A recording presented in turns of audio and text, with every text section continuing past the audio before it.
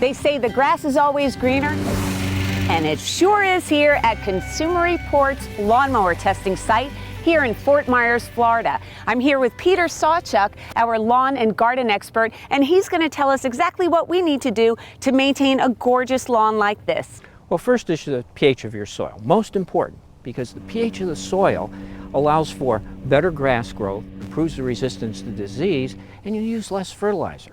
How do I test for that? So the way to do that, you can go to a home, your county extension, or even some of the garden centers will perform a pH test for you, and they'll not only perform the test, but they'll tell you what additives you need to do. And typically, what would you need to do to correct it? Well, correction is easy and it's relatively inexpensive. It's cheaper than fertilizer.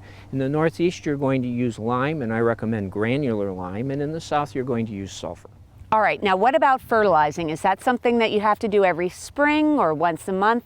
Most people over-fertilize. They tend to go with a 4 or 5-step program. You really only need to do it 3 times a year, and in some cases even 2 times a year. But the best time to fertilize is in the fall. The fall is the right investment in fertilizer, and you need to use the fall fertilizer, which stimulates root growth. You won't see any results in the fall, but come spring, that grass will just spring up. And do you have to water it regularly? Okay, people tend to overwater grass. You only need to water the grass 2 to 3 times a week. And what you need to do is water less frequently but deeper. Make sure that that water gets deep down and below the roots. What could happen if you overwater? Well, if you overwater, and in particular if you water late at night, you can start to build fungus on your lawn. As it gets hot, the grass gets stressed, and of course it'll turn brown if you're not careful. So what I recommend is that you go to your mower and raise it up 1 notch, which is about 1/2 inch. So you're cutting your grass higher. The grass blades are higher, the roots go deeper, that is where there's more water. What if my lawn is looking a little dull and I need a quick pick-me-up to make it look greener? Is there anything I could do?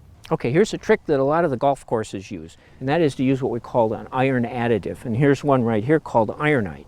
And there are a number of these out there. You can buy them in the home centers and in your garden centers. And a quick application of these iron granules will green up a lawn quickly. And what about the blade? Does that have an effect on the lawn? The blade certainly does have an effect on the lawn, because a sharp blade makes a lot of difference. A sharp blade actually shears off the grass, while a dull blade will actually whack it off, and the ends become kind of split and frizzy, and they're brown at the top.